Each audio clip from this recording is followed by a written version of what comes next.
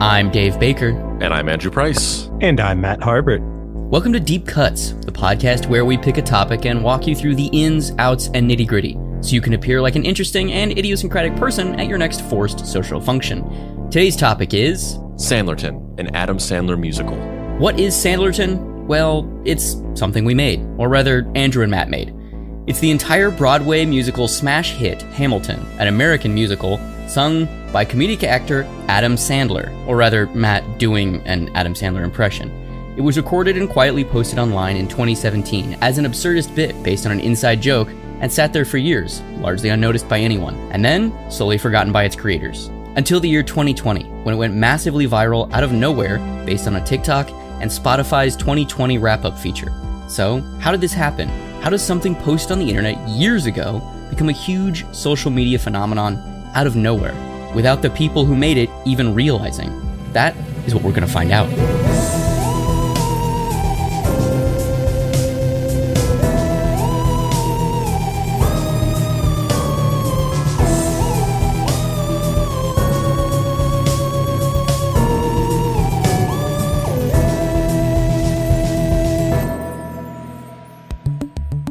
Act 1. I am not throwing away my algorithmic placement in the distribution cycle. Here's a riddle. Why are people who grew up in the 1990s nostalgic for the Looney Tunes, a series of animated shorts created specifically to play in movie theaters before the feature presentation in the 1930s and 40s, which completely died off in the 1950s with the popularization of television, which lured animators away from movie theaters to produce lower-budget TV animation for a fraction of the cost and a much higher profit margin? Well, that's less of a riddle and more of a straightforward question. The answer to which being that, originally, TV used to be a handful of network stations that you could watch for free by hooking your television set up to an antenna. And at the end of the day, around 9 or 10 p.m., the channels would end their broadcasts and either play a marathon of infomercials, reruns, or just simply go black for the night. But in the late 80s and early 90s came the dawn of the age of cable television, where any company could create a TV channel and work with cable companies to offer it as part of a package where consumers received dozens, if not hundreds of different channels by paying a premium. And not only that, but the programming on these cable channels was 24/7 and often hyper-specific to one genre or area of interest. It was a never-ending stream of content all day and night. This is where we got channels like Comedy Central, Discovery Channel, HBO, Nickelodeon, and Cartoon Network. However, early on in the beginning of these channels, they didn't have enough stuff to fill up a never-ending 24-hour stream of airtime. So the corporations behind these channels bought up tons of libraries of old shows and movies that they could endlessly rerun over and over to fill their program schedule until they could start producing more of their own original shows. This is why you could watch marathons of old SNL and Kids in the Hall episodes on Comedy Central, and also why kids growing up in the 90s were force-fed hours and hours of Looney Tunes cartoons, something that they should never even have been aware of on Cartoon Network. Since the beginning of human beings consuming art, we have been told what to watch, read, hear, or see by the monoculture, a small conglomerate of critical authority figures, companies, and public personalities that spoon-feed our content to us. The radio, Oprah's book club, the Tuesday night primetime sitcom block, influential art critics, and cultural intellectuals. A few people and companies have basically been saying, here, consume this specific stuff, for hundreds of years. So other than the weirdo fringes of art and culture that have existed, mainstream pop culture has always been largely curated in this way, which is kind of weird when you think about it. Our cultural interests have always been arbitrarily dictated by the limits of shelf space, economic efficiencies of movie studios, publishing houses, record labels, and TV networks, and what a couple tastemakers think is good. Those early days of cable TV were still part of the monoculture. Turner Broadcasting's economic decision to buy up the Warner catalog of animation in order to maximize viewership and brand build their cartoons-only channel, indirectly leading to a lost art form being reintroduced to an entirely new generation of kids 5 times removed, is distinctly capitalist monoculture at its finest. But the broadening of choice that cable TV brought in was also the early twinklings of something that would slowly grow and infect over the next several decades: the death of monoculture. The next big leap would be the massive popularization of the internet in the late 90s and early 2000s. But the final nail in monoculture's coffin would be the dawn of the age of social media and algorithmically served content.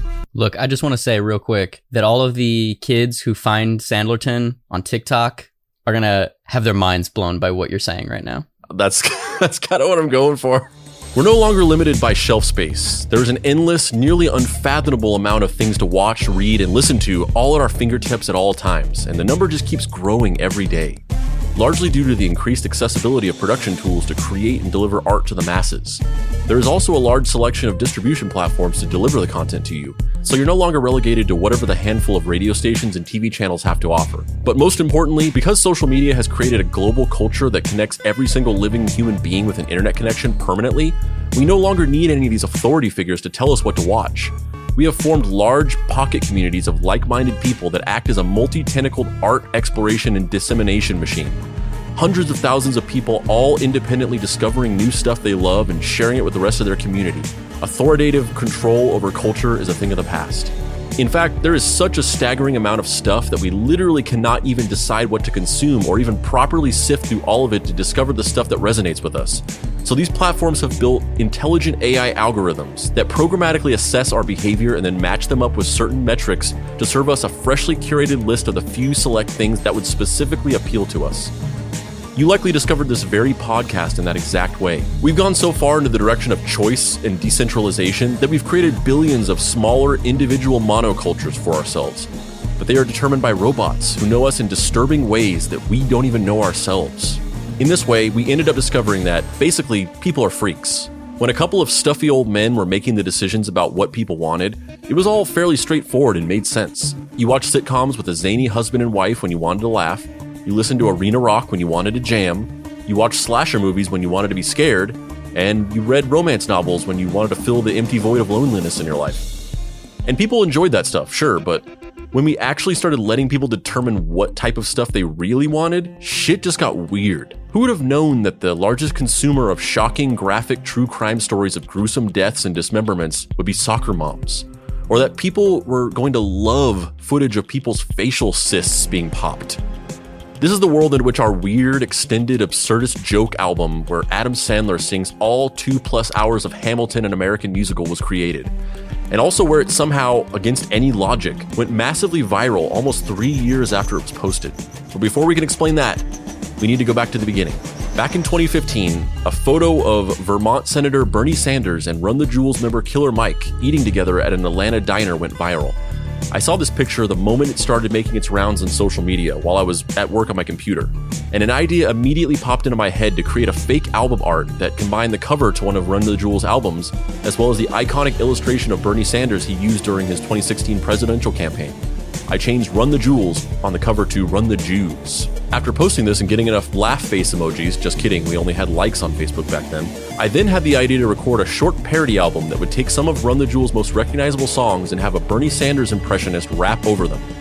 I wrote all the Bernie Sanders specific parody lyrics with my roommates, Mike and Craig, recorded demos of myself rapping over the Run the Jewels instrumentals, enlisted my friend Matt, who had used his Bernie impression several times in the sketch group we were in, recorded the songs, and released Run the Jews, a 3-song parody EP on SoundCloud and YouTube. In retrospect, I wish I had called it Burn the Jewels, which is a way better name.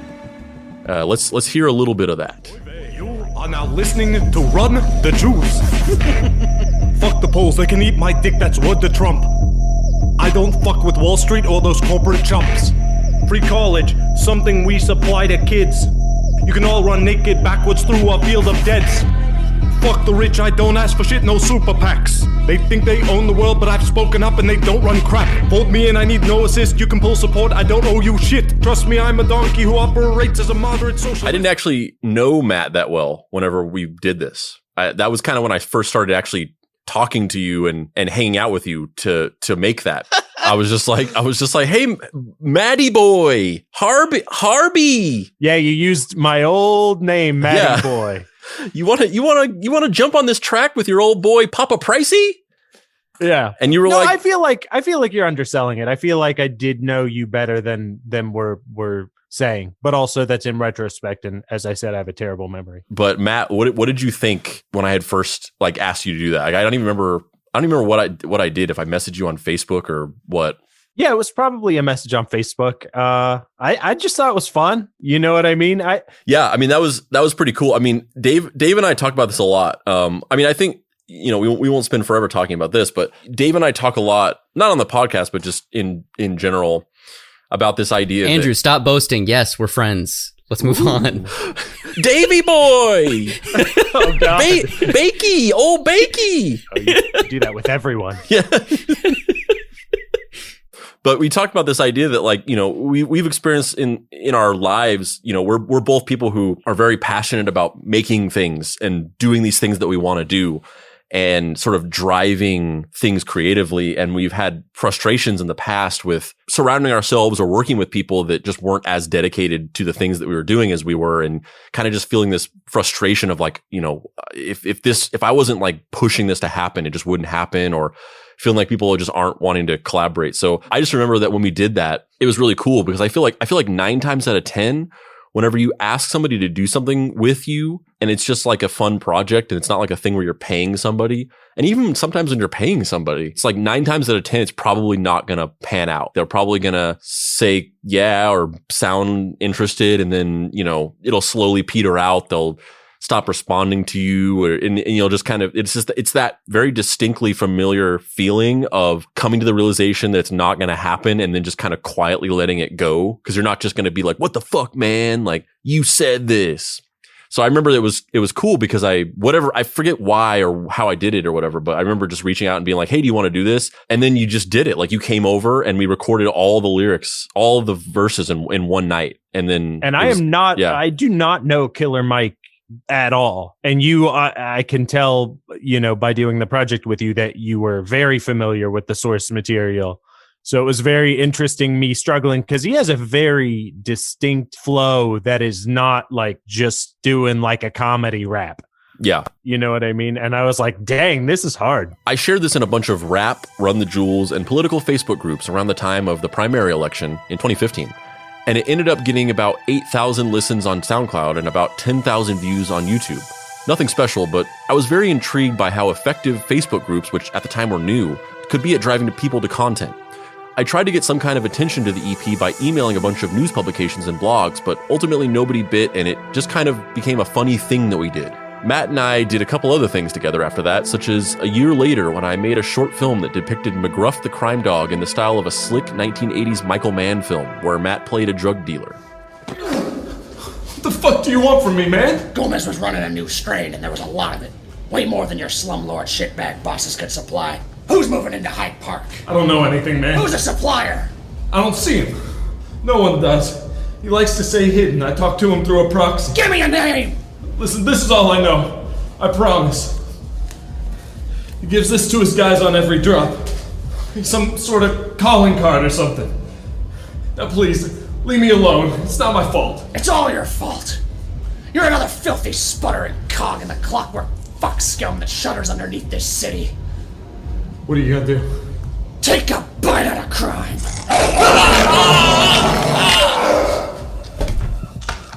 It's like, this is your life. Was once again another situation where I was just like, what does he think about this? Because you were just like, sure, yeah, I'll do it or whatever. Like, almost kind of like a very blank slate. I wasn't sure if you were actually enthusiastic or it was just like, like I like to do stuff and I'm up for a lot of things. Especially because a lot of the things that I do, they don't make sense until they come together at the end. I think maybe you had test footage. There was a makeup test of the throat ripping that we had done. I don't remember. Maybe it was after we shot it. But I remember seeing like it's very cinematic, this short. And I remember seeing it and I was like, oh, yeah, okay, yeah, I get this. This short was featured in a couple film festivals, got nominated for Best Short in one of them, and got a decent amount of attention on social media with about 150,000 views on Facebook. But once again, it just kind of died on the vine and became a filmmaking resume piece for me. Then in 2016, funny enough, on a 2-hour car ride from LA to Bakersfield, California to drop off the actor who played McGruff in my short, my friend put the original cast recording for the smash hit Broadway musical Hamilton, an American Musical, and I became obsessed. I was a part of the endless throng of people singing every song in their apartment while they did the dishes, and replaying it over and over again in my office while I was working until I knew every single word. There was something about the song construction, the wordplay, the usage of lyrical and conceptual motifs, and the way that the story was told, not only through song, but also all of the intricate double, triple, and sometimes quadruple entendre of musical references that aligned with character motivations and plot points that really resonated with me. What happened next was the beginning of all this. I'm sure all of you listening can relate to the distinct phenomenon of being alone in your car, stuck in traffic, on a long drive, or just running errands around town, and how, inevitably, you'll eventually end up talking or singing to yourself and making some of the weirdest gibberish noises or saying some of the most insane things that would surely have you branded as a mad person if anybody ever heard you. I want to stop here for 1 second, because that is 100% me.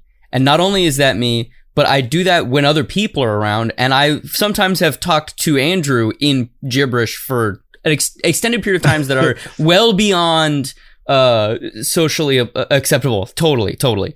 But the weirdest thing about doing this podcast for me is that those stupid, weird gibberish things that I'll say to him have now become running bits in the show.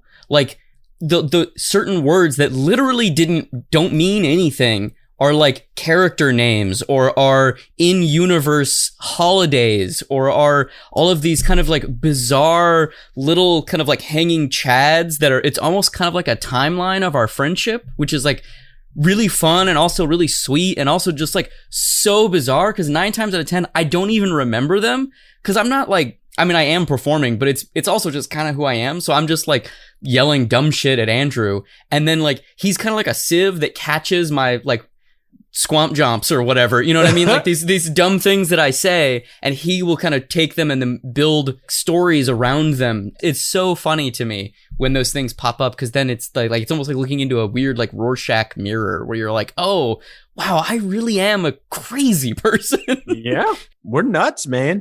In the grand chaos magic of the universe, for me, that ended up being that I started singing Hamilton to myself in an Adam Sandler voice. An impression I can do pretty well if I slip into it organically and I'm not too worried about the pressure of people hearing me. Why? I can definitively say that I have no idea. Since the album came out, many people have guessed that the connection is because Adam Sandler Hamilton perfectly fits syllabically into the same space as Alexander Hamilton, but I can guarantee you that that never occurred to me. Around this time, a video created by a marketing company for a whiskey brand had gone viral. It was a 45-minute Yule log video for the holidays depicting Parks and Rec actor Nick Offerman sitting by a fireside silently drinking the whiskey, and that was it. I've worked in social media marketing and distribution for almost a decade now, so my job is to look at stuff like this and pick apart why it did or didn't work. And what I noticed about this particular video was that the key factor in its virality seemed to be it's actually just 45 straight minutes of him drinking whiskey in silence quality of it, being shared strictly on the impressive novelty factor. I can't believe they actually put this out. It's just 45 minutes of nothing. And then I thought about the Bernie Sanders parody thing and how it had gained some traction by sharing it in these Facebook groups built around specific communities of people who would, in theory, be interested in it. And I had an idea. What if, just as a really weird extended exercise in conceptual absurdism, I actually recorded the entire 2-hour Hamilton musical as Adam Sandler and released it online? Would people find that as funny as I did? Would people understand this Dadaistic, almost John Cage-esque experiment where the comedy comes not from parody lyrics where I make the Hamilton musical about Adam Sandler's life or career or whatever, but from the momentum of the droning repetition of song after song sung by Adam Sandler and the eventual hypnotic trance you go into after you continue to not believe it's still going, wonder why it exists, and ponder the very thought process that might have gone into someone making this. Eventually, you'd almost start to feel like an adventurer plunging further and further into an endless, dark, unexplored cavern, refusing to turn back because, regardless of how far away from home you stray, the answer might just be around the next corner. Mathematically, to me, it felt like it had to resonate in that way. It'd be like that Nick Offerman video times a million. The moment anybody stumbled across it, listened to a couple minutes of it, and then realized it was actually the whole thing, they'd immediately share it. And it'd just be a snowball effect from there. I knew this would be the outcome. I was wrong.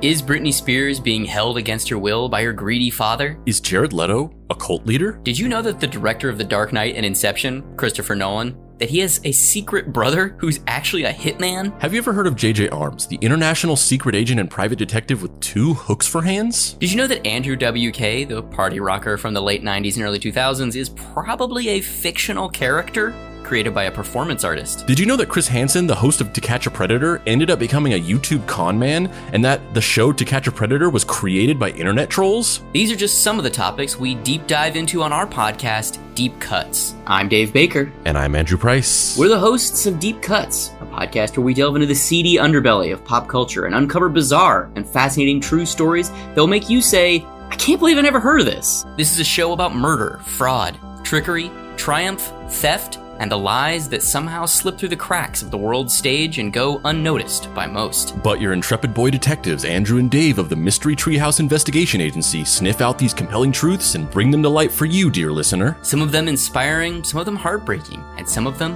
horrifying.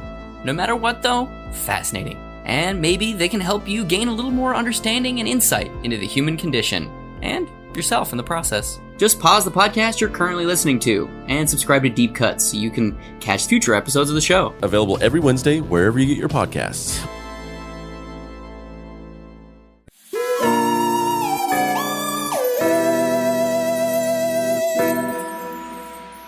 Act 2. 6 moments in history converging as one to make some idiot's content go viral. What a waste of chaos theory. The first smart move I made was to decide that I shouldn't try to record the Adam Sandler voice myself. My Sandler is okay, and it goes in and out where sometimes I can't even do it, much like all my impressions. I'm the impressionist equivalent to Kel Mitchell's character in Mystery Men, where I can only do them when no one's listening and I'm not thinking about it and just slip into one. Probably due to a lifetime of generalized anxiety surrounding speaking and having attention drawn to me because of a childhood stutter, but that's another episode.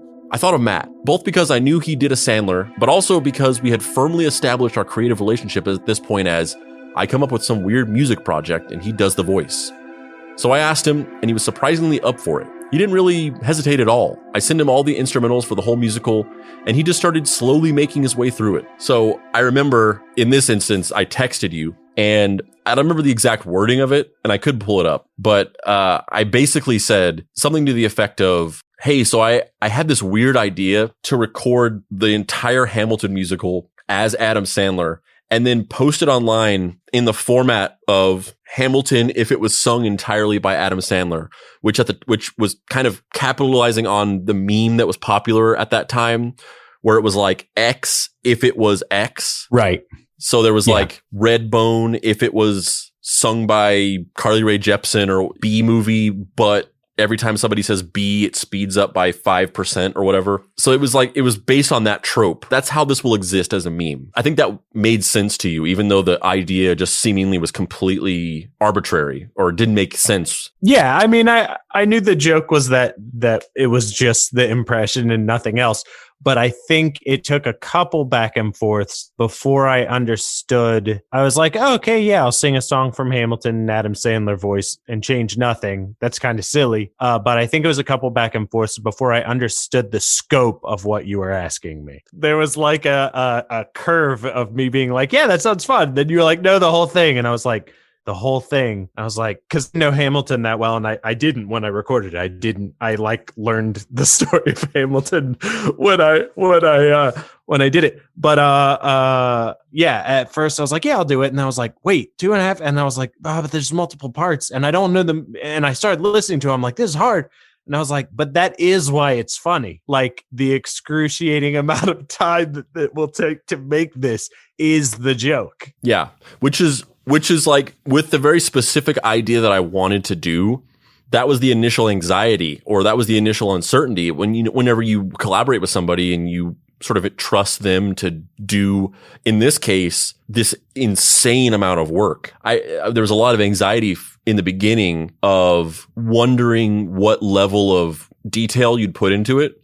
If when you send it back to me, it would be like what I wanted it to be, which is like in the song where like the 3 Schuyler sisters sing and they're doing all these different harmonies and things like that. And it like crescendos into this big moment with all 3 of them singing. Either this is going to be like you literally do all 3 of those parts plus all the background vocals as Adam Sandler with multi-layered vocals. And it's like, yeah, this is exactly what I wanted. Or you sent me back this thing where like you record it in one take and you just like do one vocal track of Adam Sandler just hitting all of the main parts and not differentiating between the characters. For the insane amount of work this was, that's really, I couldn't have really asked for more. I couldn't have been like, no, go back and do it better. So if you had sent that to me, it would have just been kind of like, I guess this is what it is. But it wouldn't have been worth doing if we would have, you know what I mean? It's like, then it would have been like, I think if I listened to that, I'd tune out. I'd be like, oh, you know what I mean? So up until the moment when you finally started sending tracks, that was the purity test where I heard the first one and I was just like, oh, like, yes, it's the thing that I wanted it to be. It's like exactly the thing I wanted it to be. I didn't know that you'd never heard it until later on. Like, I think after you'd already started sending them to me and then you told me that you never heard it, or you might have even told me after you recorded all of them. I don't remember at what point. No, but I was like, even if I knew a musical, I wouldn't know all the parts. But, you know, I think any other, I can't think of another musical that would be harder to do than this. It's so incredibly specific. The rapping is so fast. It's not like, oh, you write the lyrics down and like the flow is exactly what, it's not like, you know, my name is Matt and I'm here to say, you know what I mean? It has very intricate, you know, rapping patterns, you know, and singing in the harmonies. It's a dense piece of material. Yeah, especially if you've never heard it. Like, even if you didn't know the words, if you've heard it before, and if you're even like relatively familiar with it, you go into it with a frame of reference of knowing at least the rhythms and like the cadences of things. No clue. But you had to learn every song from scratch. Basically, I broke it up into 15-second segments. So I would punch in every 15 seconds. So I would learn 15 seconds. You know, if it was more singy, it would be easier for me to do a broader stretch. But if it was a lot of rapping, I would like break it up into 15 seconds. I'm going to do like these 2 lines. I'm just going to learn those 2 lines, sing that, go, next 2 lines, sing that. So as I got further along, I had kind of like a workflow to get them out. But somewhere in the middle, I definitely had a fever dream. I will not listen to it again to figure out when I started getting sloppy. But I remember at some point in the middle, you were like, hey, just remember to... Still try. Yeah. There's a couple in like in the middle, like the second act, like Lost in the Woods of your journey, where the Sandler impression starts to fade away, and then you're doing like a adult baby. Like, that doesn't seem, but I mean, the hard thing about doing a singing impression for someone that you don't know for singing is you have to apply what the audience knows about their talking voice to a song. And then there's the opposite. I think I had once tried to do a Billy Corgan impression, but he was just speaking and it didn't work because I could be like, we don't eat, but he was just like, hello. So I was like, hello. Several months passed like this where I'd obsessively check our shared Google Drive folder every day to see if he'd uploaded any new tracks, and I basically started editing and producing the songs as they rolled in. I have to say here, while a tremendous amount of work went into producing this, going through and editing every song, and my goal with producing it, and obviously all I was producing was the vocals because we had the instrumentals. A catalyst for this project was that they had just released the Hamilton instrumentals. But my goal with producing it was that I wanted it to sound exactly like the real thing. I didn't want it to sound like a crappy lo-fi or like, you know, low quality thing. It would only be funny to me if it sounded like Adam Sandler went into a recording studio and paid a bunch of money to completely redo this. And he was like bankrolling this weird passion project where he just wanted to record Hamilton. So a lot of work went into producing the songs to make it sound accurate to the original. And also multiple times throughout the recordings, you know, there were parts whenever the microphone would peak and you would kind of blow out and things like that. And because of the sheer volume of this job, I didn't feel comfortable really asking you to redo anything. So I also went through and very meticulously fixed and restored parts where your microphone blew out or you peaked or whatever, or there was like breathy parts. And I went through and fixed those things because I didn't want the cracks to show. And there's still, I mean, if you listen to the whole 2 hours, there are some things in there that I just couldn't fix, but I did as best I could to go through and fix everything so that it did sound like a professional thing.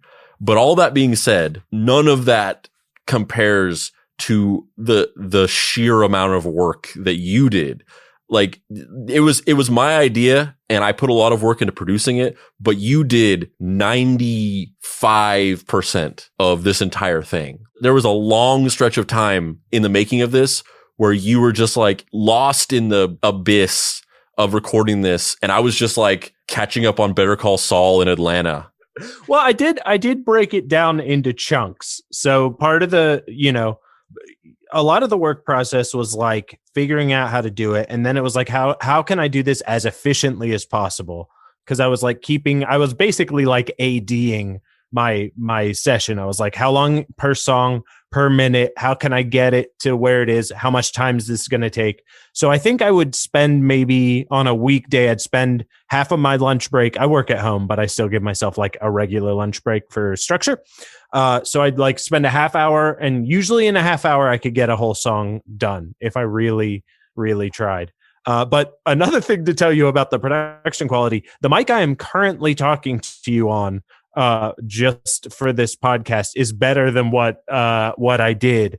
I think maybe I just didn't have the stuff, but I believe I was on my belly with a 2004 MacBook, some really old MacBook, singing into a Zoom H4n, laying on my belly. That is so if you want an image, just imagine me laying on my belly with a Zoom H4n in my hand, not even on a tripod to make sure I don't. That's probably some of the cracking.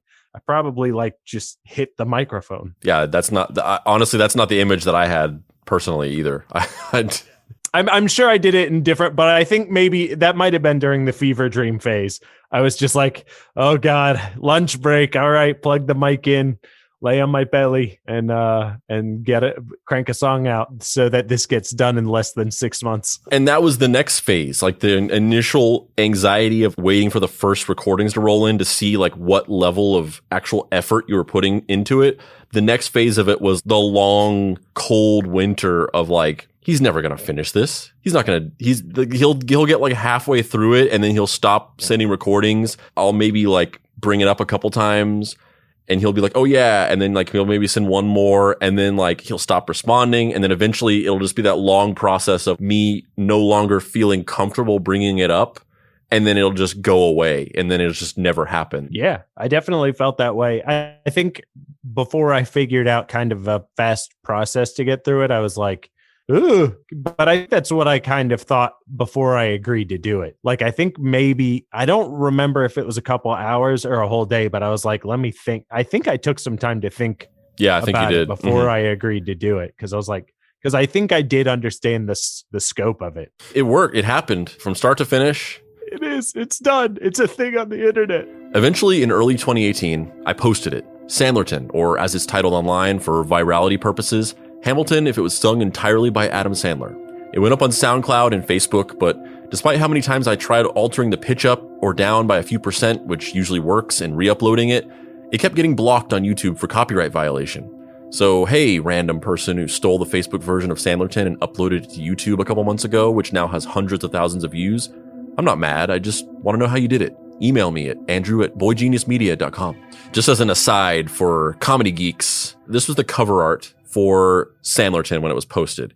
So this was the original cover art for it, which is the first thing I made. It was kind of like the whole idea was based around this cover art. I was really proud of this. So Dave, describe for me what you're seeing here. So it's the iconic, simplistic star formation silhouette from Hamilton, but instead of the Hamilton logo, it says Sandlerton, and the person is raising their fist. Is that censored? Is it a middle finger? Why is that? What? I don't even know. What is that? Do you know what's going on here, Matt? No. So this was the original cover art, and I was very proud of it.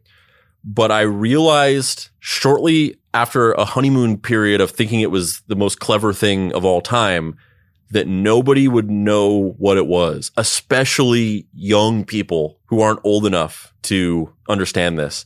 So, Opera Man. Yeah, it's Opera Man. It's a handkerchief. Yes. So I got it. So it's like Dave said, it's the star formation with the top point of the star being a person, like the Hamilton logo is, except for it's a silhouette of Opera Man, who was a character that Adam Sandler played on SNL in the 90s. It was his most popular character. He would do it on Weekend Update, and he basically operatically sang news. and he had a wig that was like a sort of like a Prince Valiant looking wig. And then he wore like a cloak and a tuxedo. He had a white handkerchief that he would like wave and flutter around as he sang. That was the entire visual idea that started the whole thing, where I thought it was very clever to take Opera Man. So it's basically a silhouette of Opera Man. So it's like the Hamilton silhouette, but he's got that triangular Emo Phillips hair. And then his fist is raised, but it's got a white handkerchief draped over it. And I was like, this is some clever shit. But then I immediately realized that nobody would know what that was. And as much as it pained me to toss out this really clever idea, I replaced it with what the current album art is. What's the real one? Yeah, the real bootleg Sandlerton thumbnail is the same, iconic star silhouette, but the top point of the star is Adam Sandler, young Adam Sandler from the movie poster for Happy Gilmore, right? Yeah. See, and you know what it is. You immediately know what it is. Mm-hmm. And so it's way less clever. It's not even a silhouette. It's just an actual photo of Adam Sandler from Happy Gilmore. But you look at it and you know what it is. Shortly after it went up, I honestly can't remember if it was my idea or if Matt suggested it, but somebody thought it would be good to also publish it as a podcast. I didn't think it would fly to publish it as an actual album on music streaming platforms like Spotify or Apple Music because of copyright, but podcasts are essentially an independently hosted feed that you are sharing directly with the listener, and the apps are just acting as a distribution platform without directly hosting anything themselves, so there's less strictness around copyright for them. This would be a pivotal decision for what was to come. Do you remember if that was your idea? I remember talking about it with you, like talking about the idea of doing it as a podcast, but I can't remember if it was because you suggested it to me or if I was just telling you about my idea. I honestly can't remember. I can't remember for sure. I remember us talking about YouTube and Facebook. But yeah, I think just every once in a while we check in, we'd be like, is there somewhere else this could exist? Because it never caught fire like right after we released it. Like in our friend group and a little beyond our friend group, I felt like people were like, what the hell? But like it never really caught fire originally. So I think we'd always like touch base. We'd be like, you know what? I think it would be good on this. Sandlerton OnlyFans? Sandlerton OnlyFans? Yeah. I remember when we were at dinner once and you told me that you were thinking about doing it. I don't know if you had a conversation with Matt and were just like taking credit for it, but at the dinner you told me that you were thinking about doing that, and you did not mention Matt and you didn't give him any credit, and you basically just said I did everything, and it's actually me, but I'm pretending to be another guy. Oh yeah, I remember saying that. Oh yeah, I forgot to mention I'm just a Andy Kaufman-esque character that Andrew. I was Price literally plays. gonna say I forgot that I told you that Matt is my Tony Clifton. Yeah. So it was out, and I started the same process I did with Run the Jews of finding a bunch of Hamilton and Adam Sandler Facebook groups and posting in them, as well as emailing it out to places like the AV Club and BuzzFeed. Matt also got the word out on his end, and we were ahead of our time. The SoundCloud and Facebook versions ended up getting about 10,000 listens each, and the podcast ended up actually getting to the point where it was getting about 300 to 500 downloads a day after a few weeks, likely due to people just stumbling across it in podcast apps and thinking it was actually Adam Sandler, because we don't really go out of our way in the presentation of Sandlerton to actually clarify that it's an impressionist, largely because I figured it'd be apparent to anybody that it wasn't actually Adam Sandler upon listening. But overall, it didn't take off and become some huge viral sensation. No publications got back to me, and friends who listened just kind of politely chuckled. I even have a distinct memory of telling Dave about it back in 2018 while we were having a dinner, and he was just kind of like, haha, fun. Well, anyway. And yeah, that was pretty much my reaction. Yeah. I mean, I think it was probably a little bit more supportive than that, but yeah, more or less. I was like, oh, that's cool. Yeah, you should definitely do that. That sounds rad. I mean, what was your dream scenario reaction for me to say? Like, fuck yes, I want to be in it too. Like, yes, I wanted you to insist that I just delete all of Matt's recordings and let you do it instead. Yeah. I mean, I feel like I was supportive. I was like, yeah, this makes a lot of sense. I think this is great. But Also, I don't know that I was like that interested in Hamilton, period. And also, I don't really like Adam Sandler, so it was kind of like oh yeah, that's great. Two things that I know a lot of people enjoy, and you should definitely do that. I think that sounds awesome.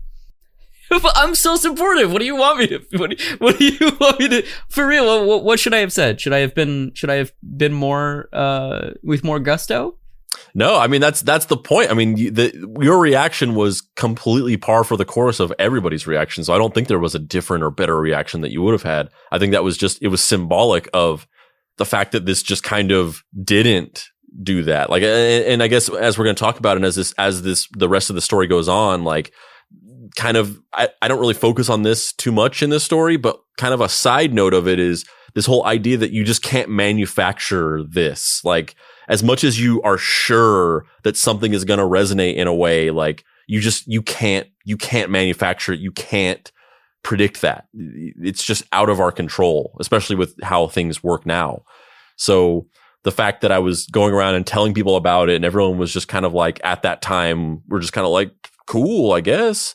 That was just really, it was symbolic of this idea that like I was so mathematically sure that it was guaranteed to go big because of an equation that I had in my head, and it just didn't happen. I held out hopes that it would gain traction for a couple months, but ultimately, just like Run the Jews or McGruff or any of the weird absurdist things I do that only appeal to me, I hung it up on the mantle and forgot about it.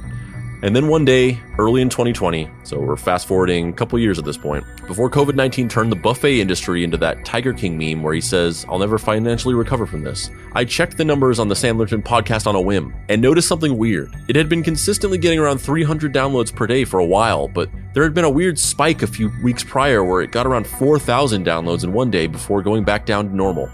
I kept an eye on it for a couple days, but nothing else happened, so I forgot about it again. But that would turn out to be the first faint sign of a heartbeat for something bigger. The issue with Sandlerton the first time around was that it had completely missed the Hamilton hype train. We recorded it at the height of the musical's popularity, but by the time we actually put it out, the craze had kind of passed. However, something else happened that we could never have expected.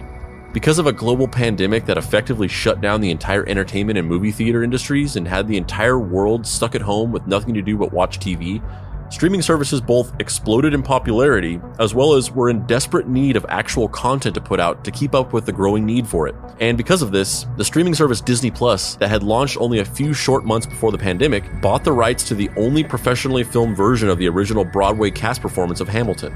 The Hamilton film debuting on Disney Plus not only caused a huge renewed explosion in popularity for the show, as well as reassessments of some problematic elements of the show, but it also introduced it to a huge population of people who had never even heard of it because they'd never seen the musical in person and weren't the type to listen to musical soundtrack albums. We got a whole new and bigger opportunity to be noticed.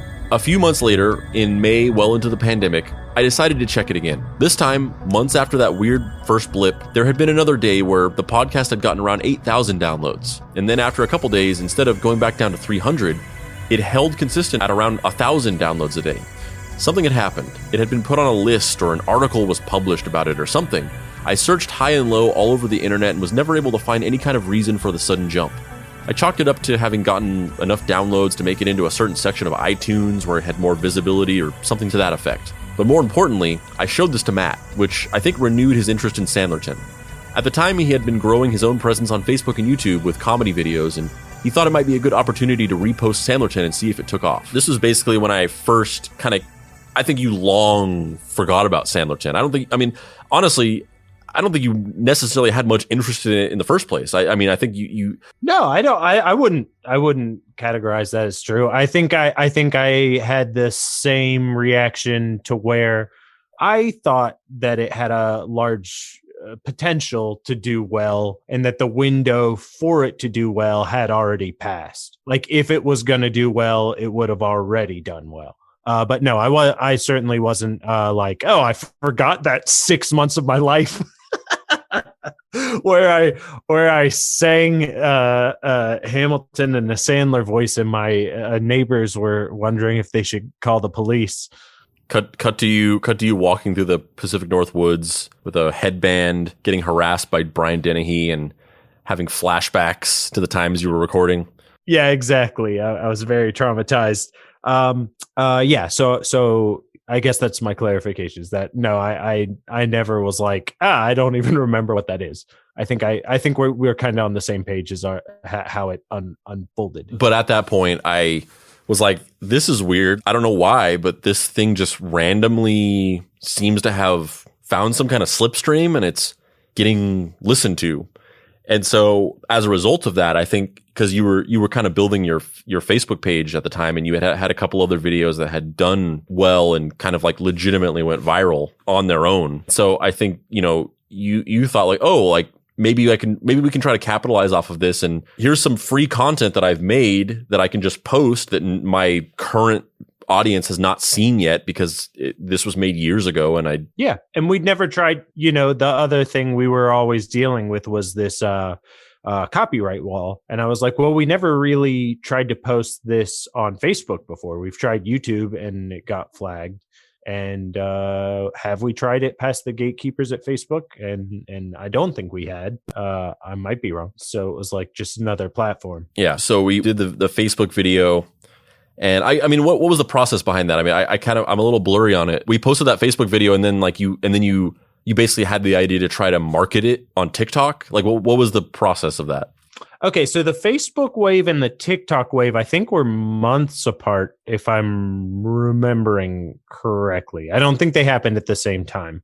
So the Facebook video got posted, and then I think taking out of your playbook, because we had discussed this, I was like, well, it's on Facebook video. It will already be good on Facebook. So I'm going to find every Facebook group that's about it. And I'm going to pitch them the Facebook version of the video because Facebook wants to keep people on Facebook. So pitching them a Facebook video, if they share it, it will be shared on Facebook to keep everyone on Facebook.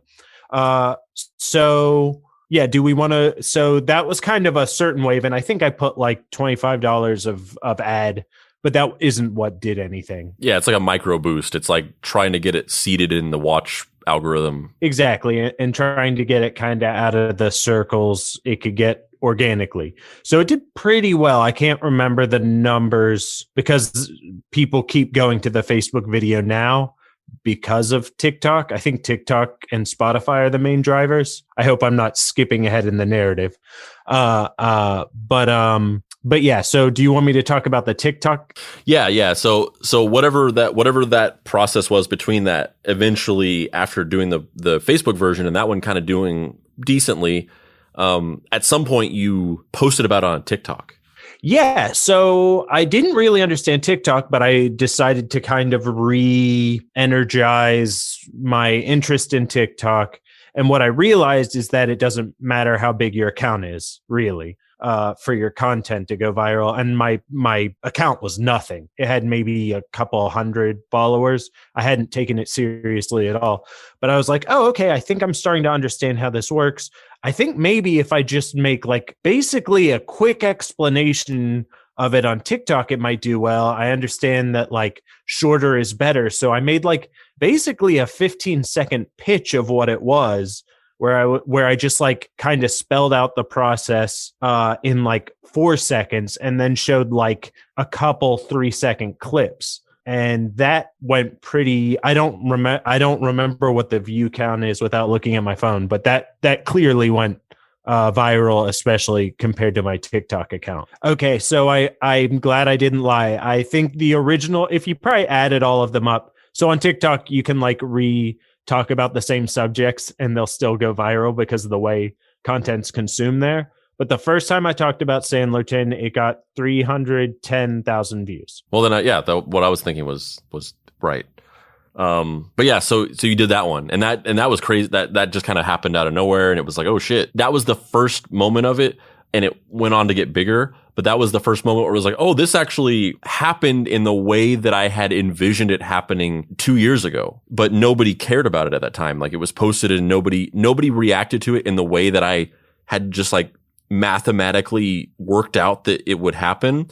But that's exactly how it happened on TikTok. Well, imagine if you gave like the original Sandlerton 15 seconds and how much of a percentage of them understood the scope of it, where like you watch the TikTok of it and it like it spoon feeds kind of what the concept is. It's like, can you believe, like it tells the story of doing it kind of. It's like, can you believe I did the whole thing? And then I showed like a bunch of clips just to be like, I did the whole thing. You know what I mean? And then people got it and then wanted to find it, which like I would have never guessed ahead of time. But in retrospect, seeing how it did, I'm like, oh yeah, I can really see why TikTok's so cool. I hated TikTok. I'm really into it now.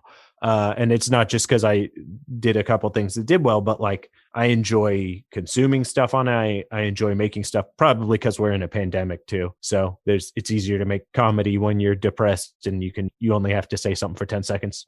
After the TikTok went semi-viral, Matt noticed that a lot of people were asking if it was on Spotify. And so I went in and submitted the podcast to be added to Spotify's podcast library, which I hadn't previously done because Spotify didn't have podcasts when it first came out. Matt's TikTok had a noticeable effect on the podcast. On the day the TikTok blew up, the podcast got about 15,000 downloads. And then after that, it hovered consistently around 5,000 to 8,000 downloads a day. And then it died down again. Well, that was fun while it lasted, but it once again didn't really take off into some kind of huge thing like I'd always hoped it would. It was a brief blip of interest by a couple 100,000 TikTok users. And then, out of nowhere, most likely due to Matt's initial TikTok, a huge TikTok influencer posted a video of herself listening to a portion of Sandlerton and just laughing in mid-October. That's all the video was, just a clip of Sandlerton playing in the background while she held the camera to her face and laughed. Work, Eliza, and work, the Charlotte, she's searching a confetti. Eliza, work, ready to be home by sundown. That's the TikTok. Looking through this person's TikTok, it seems like she is an influencer of listening to things and holding her hand to her mouth and laughing. That seems to be what her brand is.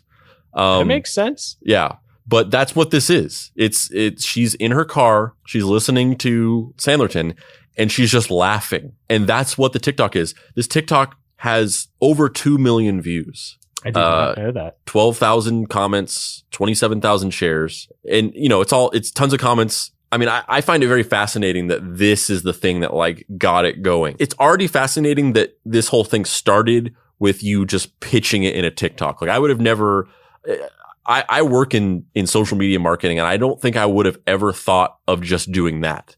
I don't think I would have ever thought to just be like, hey, I did this thing. Here's like a couple second clips of different songs. Like I don't think it would have ever occurred to me to just do something that straightforward. And it really worked. So that's already fascinating to me. But this is even a step further, where it's just her listening to it and laughing. And like her reaction and her laughing is what sells it emotionally. You watch this and it's like her reaction is what's selling it to you, because you just like, you want to share in that emotional experience with her. And it makes it, not that just listening to it by itself might not have also sold people on it, but the added thing of like this person who they follow, who they are kind of a fan of or whatever, having this like extreme emotional reaction to it just like sells it of like, I want to go to there is essentially the reaction that you have to this. Yeah, and the caption explains the entire thing. The caption is, I found the entire Hamilton musical sung by Adam Sandler.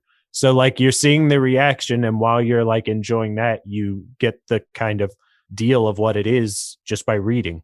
And it invites you in because, you know, if well, I guess on TikTok the sound is on automatically, but if this was posted on Facebook or something like that, even if you didn't have the sound, that text along with the reaction would compel you to turn the sound on. The TikTok has 2.2 million views, and as a direct result of the day it was posted, the podcast started getting 30,000 downloads per day for a solid week until finally settling down to a consistent 10,000 downloads per day. This happened right around the time we were putting out the Chris Hansen trilogy, so I was honestly way too distracted with that to even really care about this.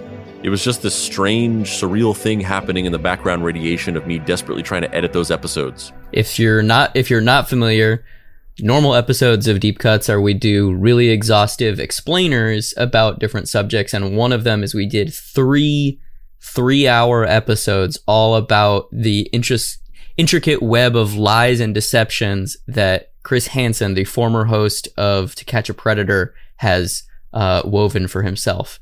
And it's fascinating and very interesting. I didn't know he was like a disgraced guy. I only knew like the general gist of what his show was. Yeah. Well, there's 3 episodes that can explain it to you.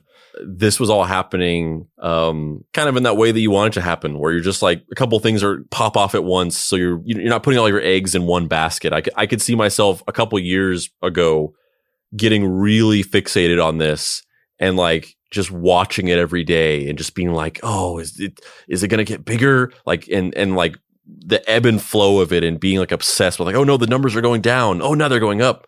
So because I can be very hyper obsessed with data, especially on a day-to-day basis like that for things that I make. So it's good that I was preoccupied with something else, or else that might have been a very unhealthily obsessive thing for me. I think most people on social media understand the posting something and being like, did people like it? Oh, people liked it. It's got to get liked more. Or nobody liked it. Think we've all turned into weird hug bots. So yeah, I mean, yeah, that was the beginning of the big jump. And from that moment on, the podcast, which I can't stress enough that this thing was out for 2 years where just like nobody was listening to it. It was just like getting weird little like breadcrumbs of people just kind of like listening to it out of curiosity while stumbling across it in some list somewhere on iTunes, and then just being like, oh, okay. But nothing significant enough to take it off anywhere. And then 2 years later, suddenly it's going huge. Like this thing is getting 30,000 downloads a day. And then even when it cooled off, it was still 10,000 downloads a day for this thing that was 2 years old and for 2 years got nothing. That was the beginning of it was just very surreal for that to just happen in a protracted way all this time later. Yeah, because you work in social media. That almost never happens. Like usually it's like the day you post it, a week later, and then it just long tails after that. Yeah, there's so much stuff going on a daily basis, and also because of that, there's a psychological phenomenon which has a name and I can't remember it now. But there's a psychological phenomenon that people, once something is like older than, because you can see the dates when things are posted on most social media platforms. And there's a phenomenon where if something is older than a week, people psychologically just become disinterested in it.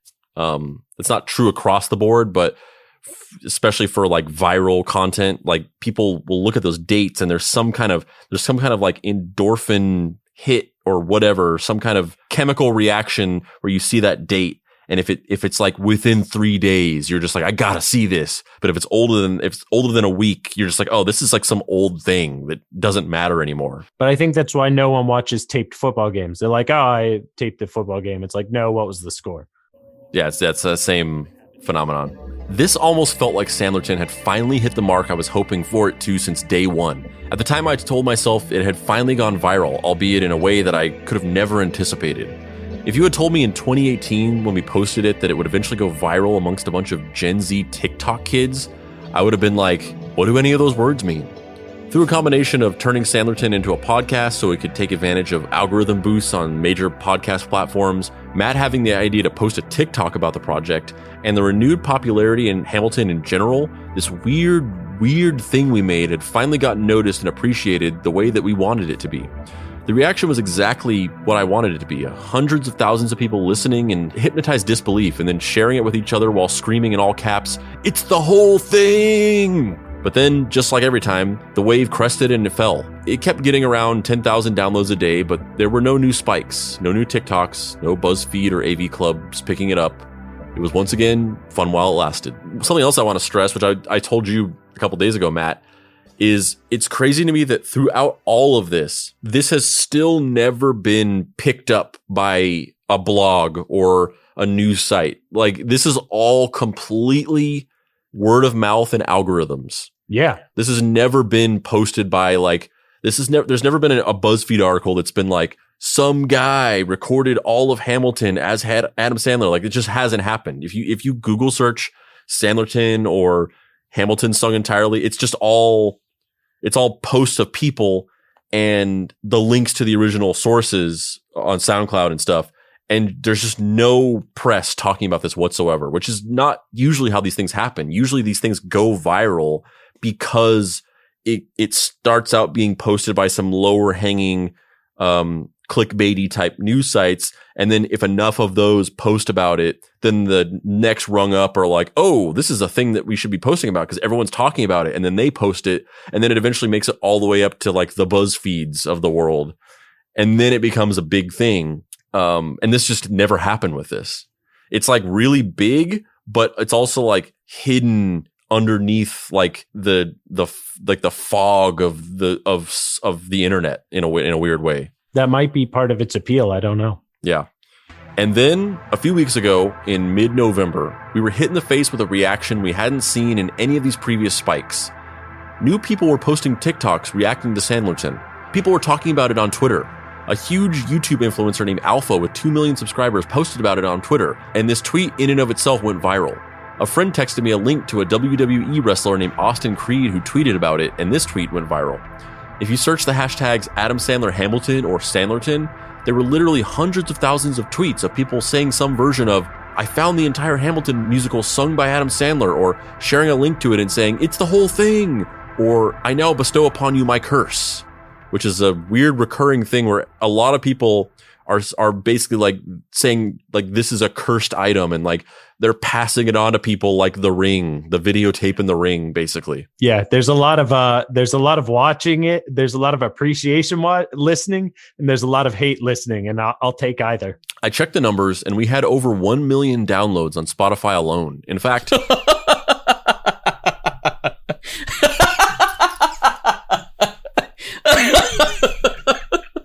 It's so stupid. Yeah. It blew my mind. I was like, what the fuck? Like this happened out of nowhere. Like there was months back in 2018 where I was like waiting for this to gain traction and just every day like disappointed over and over again. And then even during this like earlier spike back in July and October, whenever Matt posted the TikTok and then this person, it was kind of like watching it and seeing it and kind of like being like, is it gonna keep going up? And then it just kind of not really over a course of weeks and days and things like that. And then this just like came out of nowhere. Like it wasn't like I noticed a small thing and then like this ballooned over like a couple days or a couple weeks. I hadn't thought about Sandlerton in a month or maybe more. Whenever the girl's TikTok had come out, I hadn't thought about it again in a while. And then the next time I thought about it, there's thousands of tweets about it on Twitter, and the podcast has 1 million downloads. Like it was just there. It was as if it had always been there. I love it. I think that there's something so kind of whimsical about that. That's so fun, you know, because like that's what you dream, you know. That's when you're like, you know, Matt, when you're like in your basement on your belly recording into your fucking 2002 laptop, you're like, 1 million people are gonna listen to this. It's gonna be amazing. They're all gonna laugh, and it's gonna be great. And of course, nothing like that ever happens. But as a creative person, you have to embrace those visions of what your possible success could be. You know, you have to go out into the desert with a positive mindset, or else why else would you be fucking making this? Like no person that endeavors in any sort of creative field is an inherently cynical person. You get that instilled in you over years of being beaten down and rejected. But it's just so funny that it's had this very long, you know, arc, and that it climaxes. I don't know why that's so funny to me, but 1 million downloads on an Adam Sandler redoing fucking Hamilton musical is just it's so stupid. Yeah. I love it so much. It shouldn't happen. It's just yes. It's like this, it's a circumstantial byproduct of this huge machine where we've built these algorithms to serve people content, you know, to help disseminate the massive volume of content that exists on the internet, and to try and keep people on your website for longer. Because that's the whole point of the algorithms and the recommendation engines, is like, we want to keep the time on site as high as possible. So we're going to lose people if they're just not finding stuff that they want. So we have to figure out a way to give them things that they want before they even know that they want it. And so you've been developing these algorithms, and as a circumstantial afterthought to that, weird shit like this happens. Like, they didn't build those algorithms to show a bunch of people Adam Sandler singing Hamilton. They built these algorithms to show people, you know, vlogs of famous YouTubers talking, or explainers of some nostalgic thing, or you know, people making weird viral short films where Superman is wearing a GoPro and stuff. It's like, it's made to show people that stuff. It's not made to show people this weird bullshit that makes no sense. But it's the robot can't tell the difference. It's just like, well, it says that you like this stuff, and this thing mathematically is all that stuff. So here you go. It was like this. What comes to mind is this weird Disney original movie from like the early or mid 2000s that was about a mermaid that got turned into a regular human. And there's a scene, or maybe Aquaman. Maybe she was about Aquaman with maybe Jason Momoa. Yes, exactly. Or maybe it was an alien. It was some Disney original movie, and like the character, the alien or mermaid or whatever she was, she's that quintessential character where like she doesn't understand Earth things. And so they're making food for a big meal for all these people at a party or something like that. It's all these different hors d'oeuvres and snacks and foods or whatever. And then she says something like, you know, this is not the efficient way of eating all these foods. Why don't you blend them all together and just drink it like a smoothie or something like that? And like, she just thought, like, you have all these foods, you want to eat all these foods and you want to get them into your body. The most efficient way to do that would be to mix them all together and then just drink that as like one thing. It reminds me of that, where like the algorithm is just like, it has no idea that somebody who listens to Hamilton, it's just like, you listen to Hamilton? Here's a Hamilton thing. Listen to this. But in this case, as opposed to the metaphor, or as opposed to the comparison with the weird blender food thing, the end result of that is disgusting and you would never want to drink that. But in this case, even though nobody would have ever asked for this in a million years, they hear it and they're just like, fuck yeah, I'll take it. Or I hate this, but we'll still share it to say, what the hell is this? I'm so angry. Well, that's the thing though. It's the thing we were talking about before that I kind of alluded to coming up later, is that I think a lot of people seemed to like it and be entertained by it. But in the macro narrative of it, it's less about liking it and it's more about sharing it as an experience with people. And it's that phrase of like, it's the whole thing. I can't believe this exists. It's like sharing an emotional experience with somebody. It's less about like, listen to this thing because the quality of it is good and I enjoy it and I'm entertained by it. And it's more of this thing of like, people that I'm friends with, I have found this weird fucking thing and I'm like a messenger. I'm a harbinger of this the dregs of the internet. Yeah. I exist in your life as this messenger for the strange and the esoteric. And here is my latest offering. Look how weird this shit is. Like it's like a cat bringing you a dead bird to your to your back door. That's what it is. It's a perfect metaphor. Yeah. When you share this. In fact, over 93% of all the Sandlerton podcast downloads were coming specifically from Spotify. More friends were texting me about it. My wife saw one of her random Facebook friends commenting on a post saying, I don't like Hamilton. I've only heard a couple of the songs, plus about 30 minutes of the Adam Sandler one. You could almost say there's a Sandlerton Twitter at this point, with thousands of tweets about it and in-depth back and forth discussion. It went from, hey, here's this weird thing we made, to, you were the guys who made Sandlerton? So what happened? Well, after digging around in the comments of TikToks, Matt figured it out. In mid-November, Spotify released their yearly Spotify Wrapped, a feature on their app where they show you all the music you listen to the most throughout the year, as well as some interesting information like the number of minutes of each song or band that you listen to, what your top songs were, etc. And this year, they also incorporated podcasts. And at the end of Spotify Wrapped, they also recommend other artists and podcasts you might want to listen to based on your results. And guess what Spotify Wrapped 2020 recommended to all the millions of people whose top music they listened to this year was the Hamilton soundtrack. Sandlerton, baby! We got a direct endorsement from Spotify that you couldn't even pay for. You probably cost hundreds of thousands of dollars to get Spotify to directly advertise your podcast or album or whatever to all of its users on one of the biggest features it has. And it was just like, you listen to Hamilton? How about this weird shit? You listen to Hamilton? Take a look at this. You listen to Hamilton? It looks like Hamilton. All these people. And that's how it happened. No BuzzFeed article, no fucking Jake Paul being like, you got to listen to this thing, guys. No endorsement from Will Smith. No anything. Yet. No anything. It was just like a robot accidentally showed it to people. Which is so fucking depressing on one level. Like you know what I mean? Like you work so hard, you spend months of your life working on these things, and then it's all up to the whims of like fucking C-3PO. Well, Andrew, you have kids as well, so I don't know how strict you are about screen time, but occasionally I'll see Natalie having the iPad in her hand, and like the video she's watching is just called like Paw Patrol Super Force Mystery Box Open Slime. Like it's just keywords. Yeah. I mean, that's a whole bigger discussion of like children are being raised by like a fucking SEO filter where it's just like YouTube, like people are just gaming the algorithm by keyword loading these videos, and then they're just being served to kids in playlists. Yeah, it's not even English. It's like it's so obviously keyword loading. It's like it's not even trying to be discernible by a human being.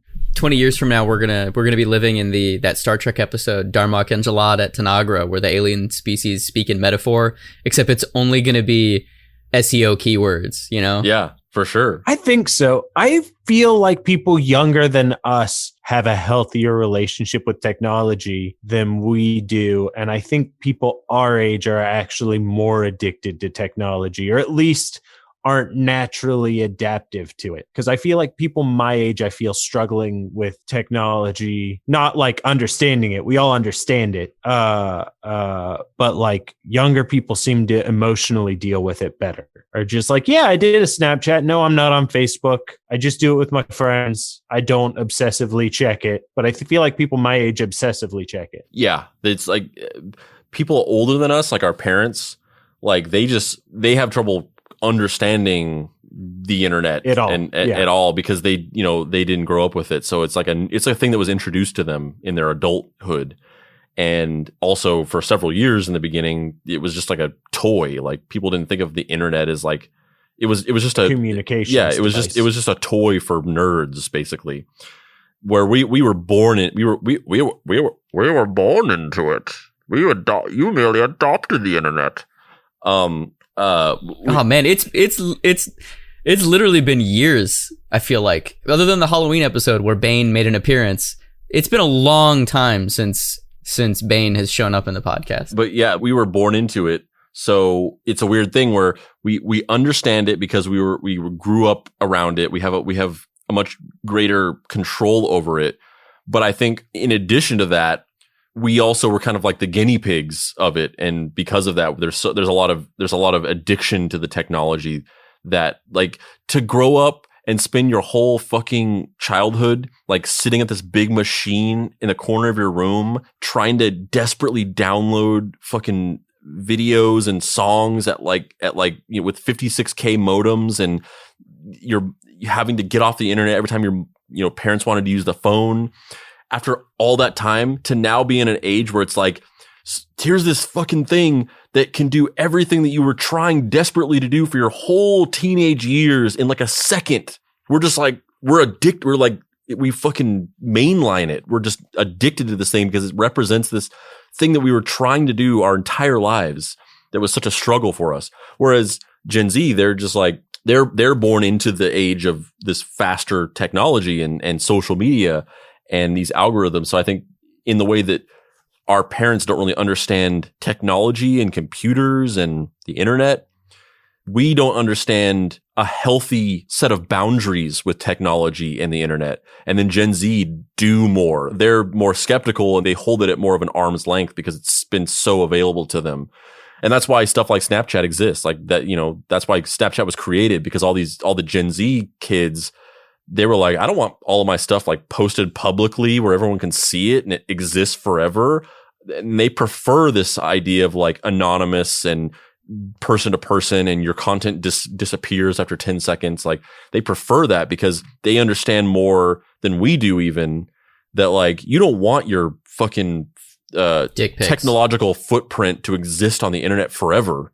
And it's impersonal. It's more personal to be like, you know, to just text your friend a silly picture, you know, as like I don't know the terminology, like, you know, a story that disappears on Snapchat. And then it's like, yeah, I'm just flirting with you, or we're just having fun. We're just friends. It's not like, you know, a Facebook post where you're doing what we're doing, where it's like, how many likes did it get? Is it trending? Blah, blah, blah. Because they understand that is unhealthy. So that's where we're at. And honestly, it's still going. The podcast continues to get tons of downloads. People keep posting about it on social media, and some cast members from Hamilton have even heard it and posted comments about it. It seems like the only way it can get bigger is if Lin-Manuel Miranda or the Sandman himself finally hear it and respond. But honestly, that would just be icing on this strange, surreal, decidedly 2020 cake. This isn't meant to be a brag about this dumb thing we made going viral, but rather an opportunity for us to explain the moment-by-moment anatomy of how things do go viral on social media in the modern age, as well as a reflection on how surreal and strange things are in our modern world of algorithms and recommendation engines. That something like this could go massively viral despite having no real value other than its conceptual absurdity, and that it would find its way to millions of people, not by word of mouth like other types of weird gonzo content from the old days, being passed around in VHS circles and on message boards or through tape trading, but rather sent to all these people by a robot that did a math equation and determined that it would be something they'd all be interested in based on their specific behaviors. It's a brave new world. So what happens next? I don't know, but I'm willing to wait for it.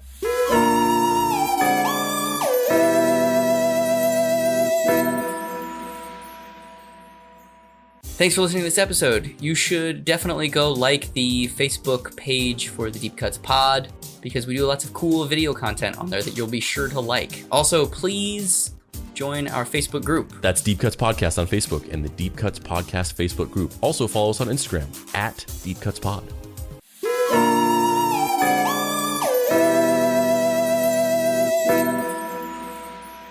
So one of the things that I've been thinking about when we've been talking about this whole thing is, a couple years ago, I had my version of this, which is, when I'm not your intrepid boy reporter podcast host, I'm a cartoonist and I make comics.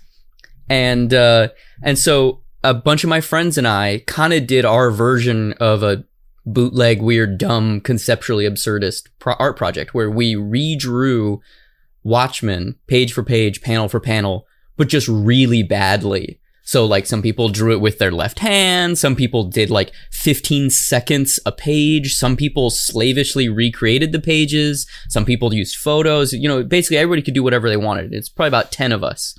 And, I kind of put it together, and actually I've got a copy right here. Hold on.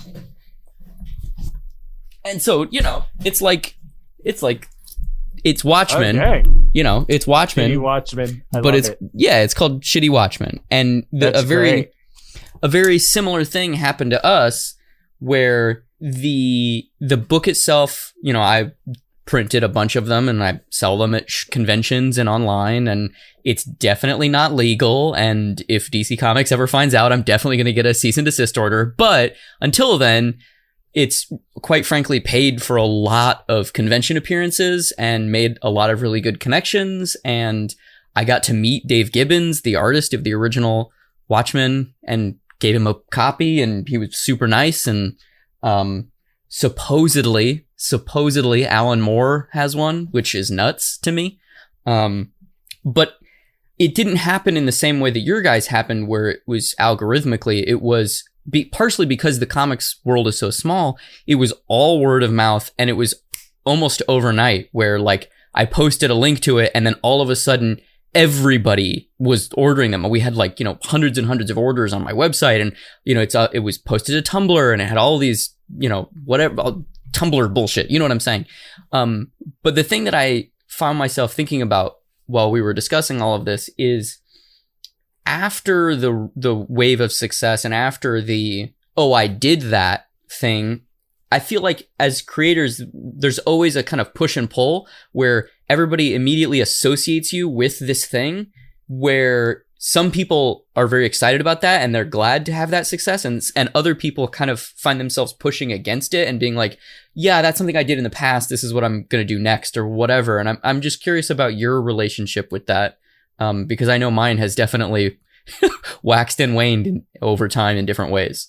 The difference between the 90s nostalgia act band who will happily play their one-hit wonder song that was on the radio then as many times as you want versus the one that refuses to play it ever and doesn't want you to even acknowledge it and wants you to listen to their new album. Yeah, I think do I want to be associated with like Sandlerton and like in a way where like, oh, do I want to be like, when people think of Matt, they think of Sandlerton. I don't even know if the way it went viral is that associated with me. I think like most of the TikTok reaction when I post about it is, oh, that was you. So I think like almost the project has and of course I whenever that happens, I credit Andrew. I don't say, yes, that was all me.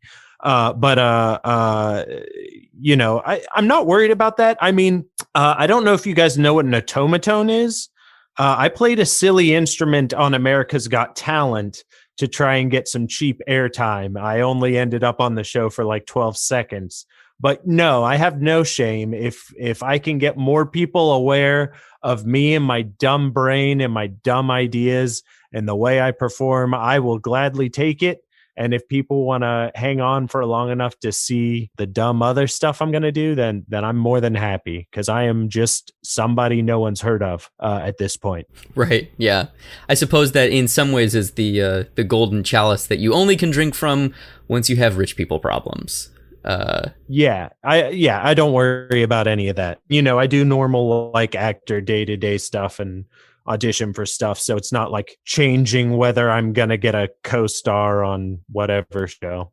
Yeah, I think stuff like Sandlerton or Shitty Watchmen or Shitty Dark Knight, or even some of the like goofy comedy videos that you do on social media, Matt, I think they're kind of the perfect version of that, where I don't think that they could I don't think that what they are could ever necessarily eclipse any of the other things that we're trying to do. Like, I don't think it's possible for you to ever become like exclusively known as the Shitty Watchman guy in a way that would just eclipse anything else you're doing. I can't see that becoming a scenario.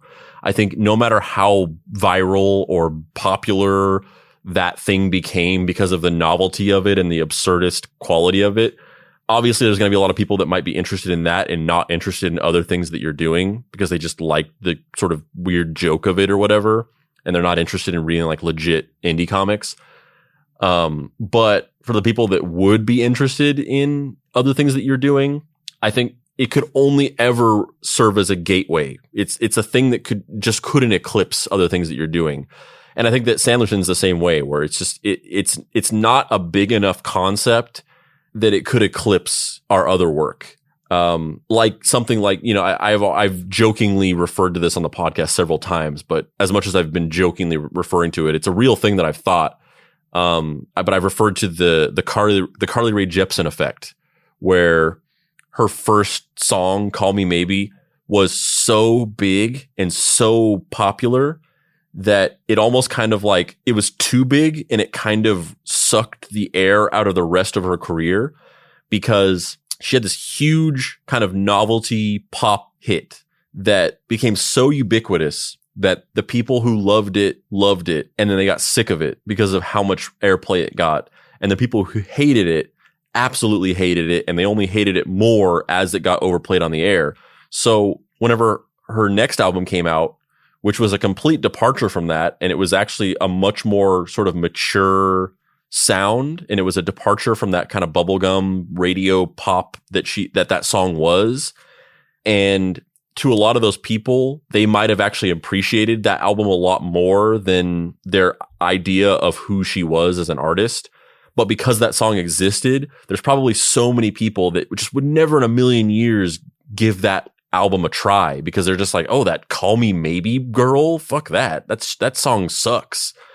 And they would never even listen to the new song, the album. So, you know, the album was kind of like a weird sleeper, kind of didn't do that well. And, you know, it has like a cult following as opposed to being a big hit follow up to the first album that she had. And I think that things can be like that. There could be something that it's just becomes so big that you can never escape the event horizon of it. And that's probably kind of like a shitty thing for certain artists where, there was an interview with, the lead singer of Fountains of Wayne, who are a band that they had that big hit Stacy's Mom, which was like a huge like novelty radio pop song. But they're actually a really great band if you like that kind of music, and they have a lot of great songs outside of that. But the one of the key songwriters in the band, Adam Schlesinger, he was the bass player, and he also basically wrote all the songs.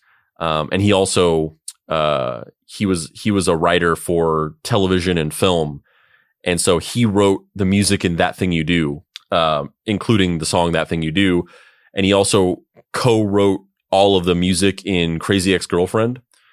And he passed away from COVID. He was one of the first. Oh, right. Yeah. He died. I remember reading that. Back in like April. And the lead singer of Fountains of Wayne was doing an interview relatively recently where he was like, I didn't want to do Stacy's Mom, and I warned Adam against it because I knew that it was going to be huge. I knew it was a hit. I knew it. And I think we all knew it. But whereas they were really excited about it being a hit, I was terrified that it was going to become this thing that we couldn't escape. And that's kind of what happened. That song came out, and we were only ever known for Stacy's Mom, which is this kind of comedy song. And we just couldn't escape that.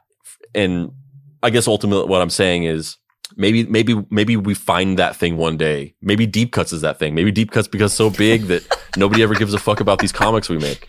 The good thing about audio podcasts, no one's going to pull up any podcaster on the street and be like, can you say that sentence again?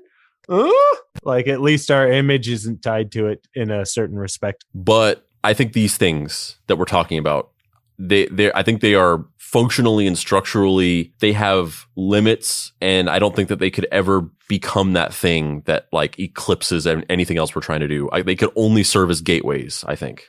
I think part of that too is, I mean, I agree with what you're saying, but I would offer that there is a version of being a creative person where you don't see success with the passion projects or the more pure artistic expressions that you devote your time to, and you do see a reaction with things like Shitty Watchmen or Sandlerton or these kind of like mashup culture. You know, we're going to take two intellectual properties and shove them together, and that it becomes your calling card in a way that's internally mandated as opposed to externally mandated, where you start only coming up with solutions based off of the things that you know have worked in the past. And I can personally testify that every time I'm at a convention and I have Shitty Dark Knight and Shitty Watchmen on the table, the second question somebody asks after, is this the whole thing?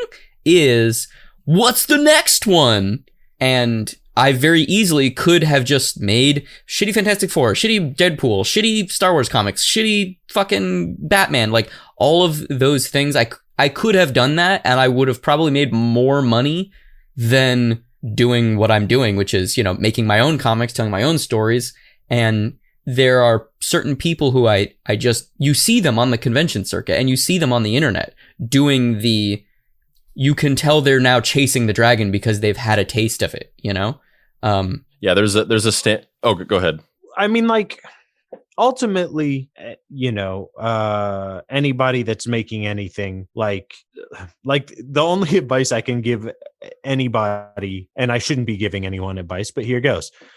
is like, just keep making shit. You know what I mean? You'll find if you make good stuff, not everything you make is going to resonate. But you know, make the shitty whatever and make the other thing and make the other shitty. I'm not telling you to take another shitty, end that project when you want to end it. But I'm saying like, there's no one is telling you have a finite amount of projects you can do. You have a finite amount of time to do the projects. But like, yeah, I could make Sandlerton. And I also, you know, Andrew saw my dramatic reel to put me in another comedy video. But I'm saying like, I don't just do comedy videos. You know, I don't, you know, I have a VO booth over here to do like legitimate voiceover auditions. You know, I audition for legitimate, you know, projects, some of them comedic, some of them very not comedic. But on top of that, I do silly TikToks and I do Sandlerton. And when people are like, hey, Matt, you want to do this silly project? I usually say yeah, because if they ask me, we're good friends. And if we're friends, we probably like what the other person does. So, you know, I don't like to think of it.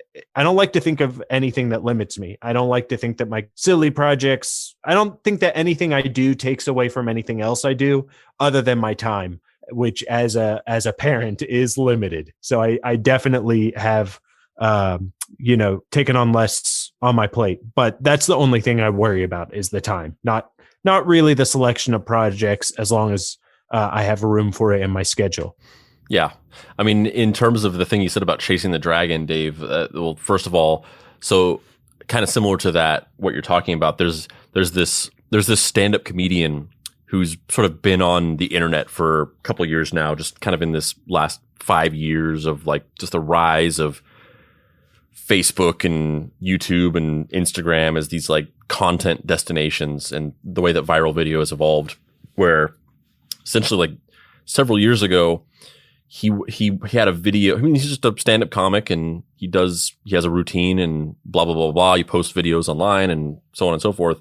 And then he had a video go viral where he basically like owned a heckler, where a video of him. Yeah. I definitely know who this is. Yeah. A video where someone's heckling him and then he just like owns them. And that video went viral. And essentially he did exactly what you're saying, where he like shifted his entire brand to become the guy who owns hecklers. So now he has all these videos that go viral all the time, where it's just like, comedian owns racist audience member, comedian owns blah, blah, blah, blah, blah. And they get increasingly more like social justice-y. And I don't mean to say that in a negative way, but it is kind of a negative way, because it's like an SEO tactic. Yeah, it's an SEO tactic, and they're clearly fake. They're clearly staged, because it's like, how is this guy would have to be the most unlucky comedian of all time, that he gets heckled by the worst human beings at every show that he has. He has the worst racist fucking people at all of his shows, just like following him, just ready to yell at him so that he can film some hot content. And I also happen to know literally that they are fake, because a friend of mine knows him. But I don't even need to know that. I don't even need to know the real truth to know that they're fake. But that's what he did. He turned his whole brand into like, I'm not a stand-up comic anymore. Fuck my jokes. I just put out video after video of me ranting at these audience members and like owning them. So like, if we take that justification, right? So have either of you seen Mitch Hedberg's like early 80s sets, like, or maybe late 80s? I'm assuming where you're going with this is that he didn't initially start off with a bunch of one-liners, and so no, he had one-liners. His delivery was just like if I said it. Yeah, I heard. I haven't, because I've definitely only seen his what we think of Mitch Hedberg as. Yeah, and I mean, this isn't SEO or geared toward, but like, he was playing around with this comedy. He had the joke, he has a joke saying, "Oh, don't you hate when you get a flyer? It's like, I give it to you and you say, here, you throw this away." That's the gist of the joke. But there's video of him in like the early, I don't know what year it is, but before he decided to do a persona, where he tells the joke just like that. You know what I mean? And it's pretty good. It's a one-liner, and if you say it relatable, But when he does it and is like, hey, you ever get a flyer from a guy? And it's like, here, you throw this away. You know what I mean? But he developed that because he was trying things, he was experimenting. And when he did that, it hit and he leaned into it. So I don't know if I can really, because when it's SEO, it feels a little cheap, doesn't it? But well, I mean, that is what we're doing. That's Mitch Hedberg finding his voice as opposed to faking staged hecklings.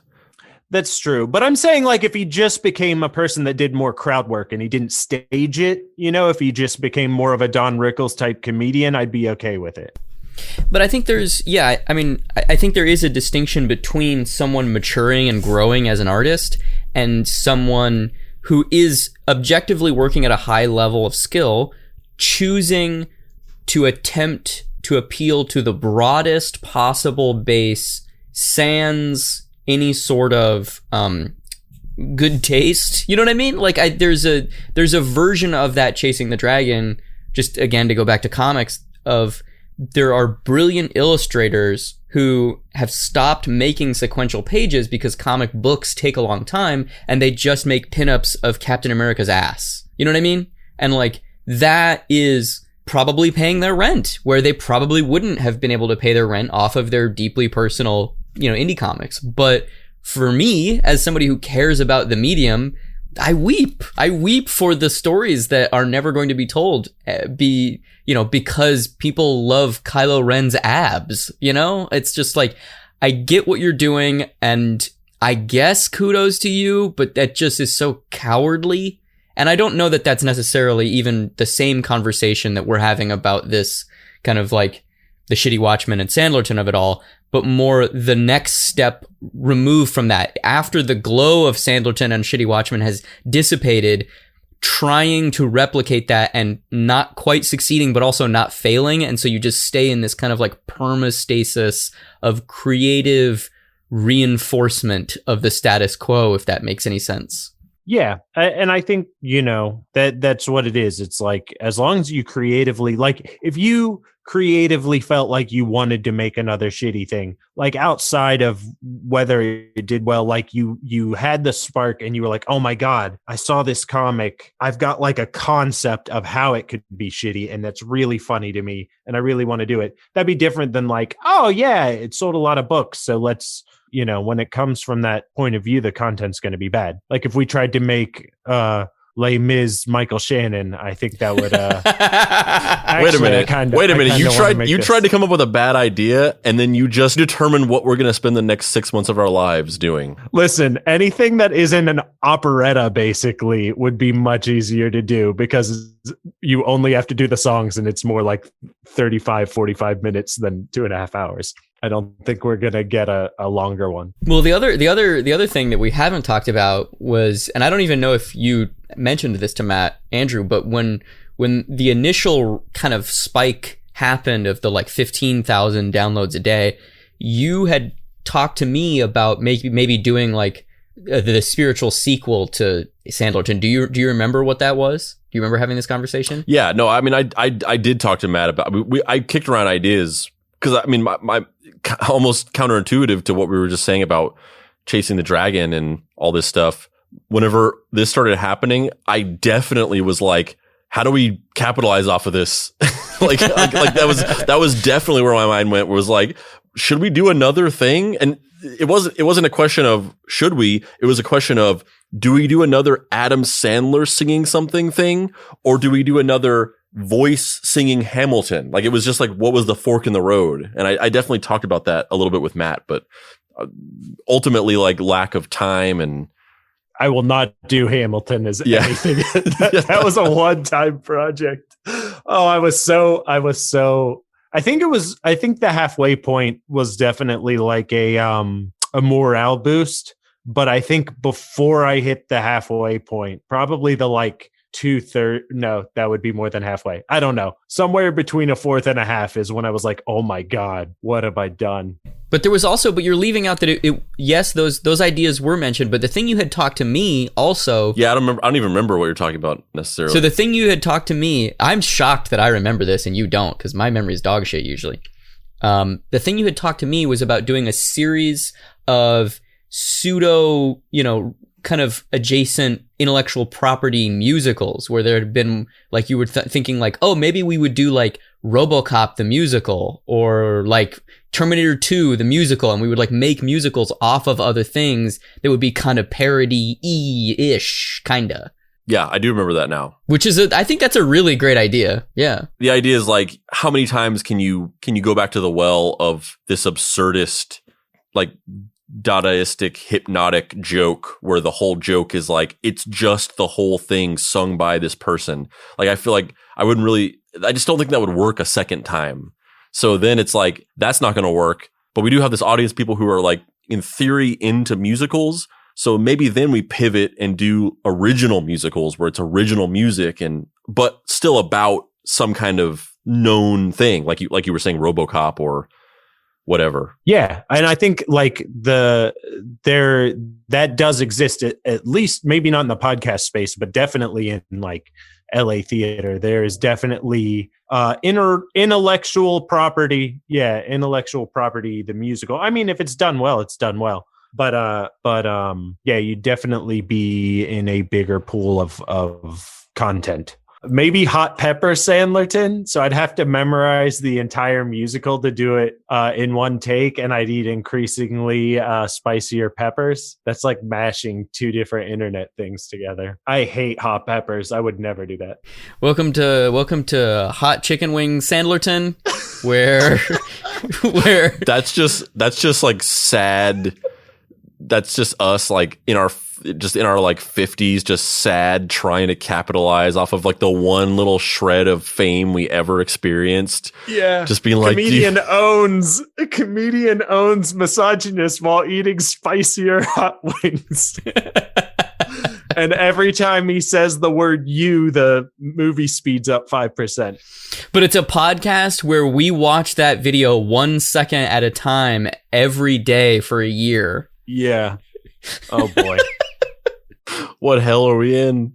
But yeah, I mean, but you know, to sort of round that out of what you're saying, Dave, I will say with everything you're saying about the chasing the dragon and this idea of like experiencing the success with a thing, and you sort of like internally canonize it as like, you know, how do I follow up on this, or trying to follow that and continue to iterate on it to capture that success again and again, as opposed to following your own creative pursuits in a way that you want to. Like, I'm not going to tell these original stories. I'm just going to try to keep the beach ball of what shitty Watchmen was up in the air.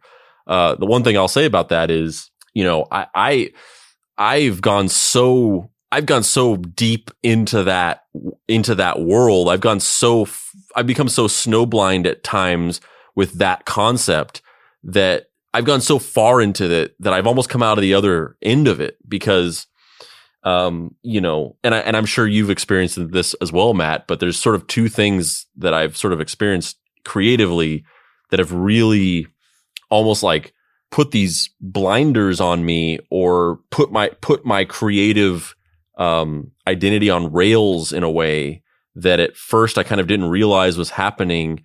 And then as time went on, I kind of started becoming aware of it and started to resent it.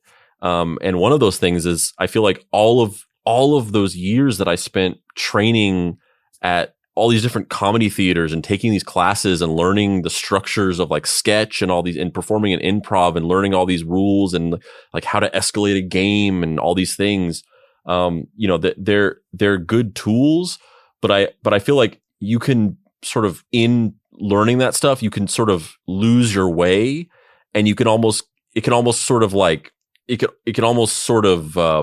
limit what you do and how you experiment with the things that you're doing, because you just become so focused on like, this is the way that you do this. These are the rules of this, and these are the rules of this, and this is how.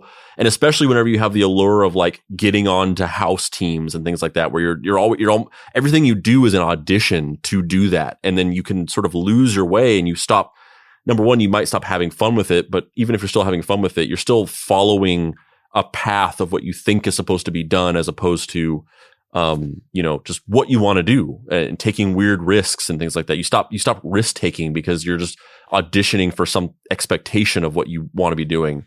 And then the other thing is, just in my day job of what I do, because of this dichotomy where in my personal creative life, I'm into very weird experimental things, but my day job is literally figuring out how to make viral videos that appeal to like the lowest common denominator. There's definitely a period of my life where the learnings that I took away from my day job infected my personal creativity, where you just become obsessed with like, this would go viral if I did if I pulled this lever, and if this thing was like this, and if this thing was like this. And you start formatting everything in that way, and everything you make starts to have that in mind of like, you're building it from the ground up with this goal in mind of like your understanding of how things appeal to a large base of people, how to game algorithms, how to do X, Y, and Z. And even Sandlerton had a little bit of an element of that, where I was adding a few variables in an attempt to game algorithms and appeal to people's emotional sensibilities and things like that. And I feel like I've gone so far into those pursuits that I've come out on the other side of it and recognized what I was doing, and recognized how those things were sort of like limiting me in what I was making. And, I guess ultimately my optimistic endpoint of that is, you talked about the fear of getting lost in that and just spending the rest of your life keeping the plate spinning and trying to make the next shitty Watchmen thing that would resonate with people in a way that your weird, personal stuff isn't. But what I will say is that for many years, I got focused on that, and everything I was making was too closely implementing those learnings that I had taken away from those two different sources. And I feel like for a long time, those things nothing was resonating. Or maybe it resonated a little bit, but nothing resonated in that big way that, the things that I was doing at work were. I was never able to capture the massively viral things that I've worked on in my day job with my own personal things. And it wasn't until I threw all of that away and I said, we're going to make something that is just exactly what we want it to be. No compromises, no thinking about how it's going to resonate with this or how it's going to game the algorithm with that. We're just going to make something that is just exactly what thing we would want to exist in the world. And it was this podcast. And those are the rules that we went into this with. Was we're just going to make a thing that is just exactly what we want it to be. And we don't care what anybody thinks of it or whether it's well suited for an algorithm or whatever. And letting all that go and just making something that we want to make, it's resonated in ways that all these other things where I was trying to follow these templates didn't. And it's the first thing, it's the first thing really that I've worked on in a long time, or maybe ever, that has actually gone over the top and resonated with a lot of people, and we've really built a big thing around it. So I get that's my optimistic sort of final thought on that is like, I went so far over the Pac-Man screen to the side that I came out on the other end, and I was like, oh shit, like that was what I was doing. And I was sort of, I went off on this path of this wild goose chase of trying to do all these things. I let go of that. I embraced just doing something that was just purely, my own creative vision, and it worked. Yeah, I completely agree in that compromise is the devil. And on that note, I'm Dave Baker. And I'm Andrew Price. And I'm Matt Harbert. This has been Deep Cuts. You can find me on the internet at heydavebaker.com, where you can find comics like Shitty Watchmen, Shitty Dark Knight, Fuck Off Squad, my coming-of-age romance comic, and Action Hospital. Matt, where can people find you on the internet? MattHarbert.com, HARB as in boy, ERT, or I'm focusing a lot on TikTok just because it's fun and I'm in a pandemic. So Matt Harbert 5, because there are 4 other motherfuckers. Andrew, where can people find you on the internet? How do I do one of these things for a story about myself? You can find me in a garage recording a podcast right now. And you can also find me at dapricerights.com, where you can get my book, Deadbolt, AI Private Eye. You can also listen to Sandlerton, a Adam Sandler musical, which is all 2+ hours of Hamilton, an American musical, sung by Matt doing a very good Adam Sandler impression by searching Sandlerton on Google, and it'll come up, or on your podcast platform of choice, or link in the show notes of this episode. You search for Hamilton if it was sung entirely by Adam Sandler.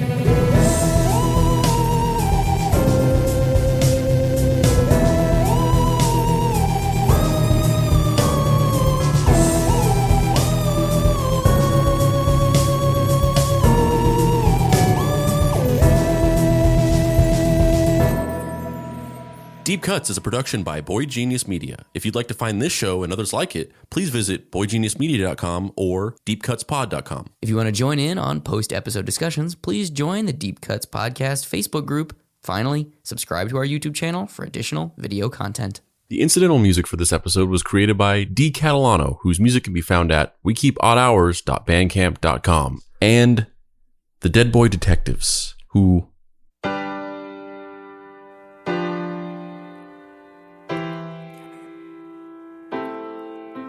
You say the price of my love's not a price that you're willing to pay. You cry in your tea, which you hurl in the sea when you see me go by. Why so sad? Remember we made an arrangement when you went away. Now you're making me mad.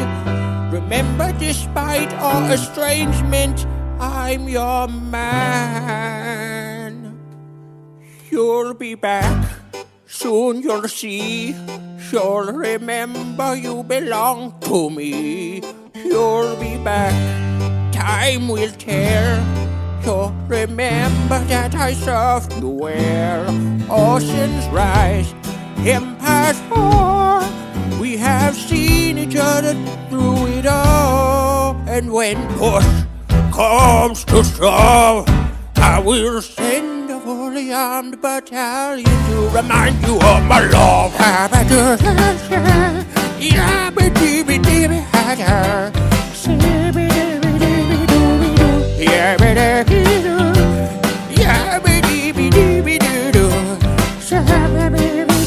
You say our love is draining and you can't go home. You'll be the one complaining when I am gone.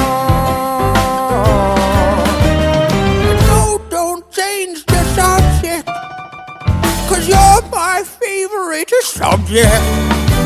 My sweet submissive subject. My loyal subject.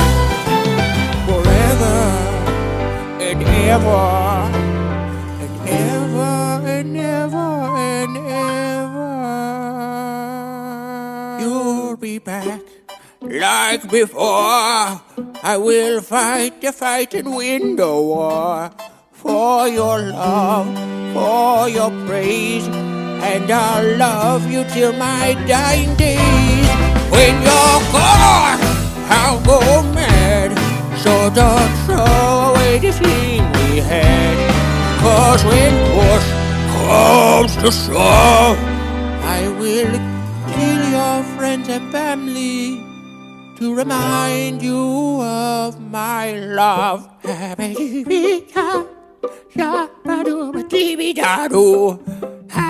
Habba Scooby Dooby Da, Hobba Dooby Doo, Yabba Dooby Dooby Da Doo, Rumma Dumma Dooby Dooby Doo, Yabba Dooby Doo, Scrubby Dumma Flum Dum Dum, Flum Dumby Dooby Dooby Doo, Rubba Dooby Da Doo, Hobby Dooby Hominy.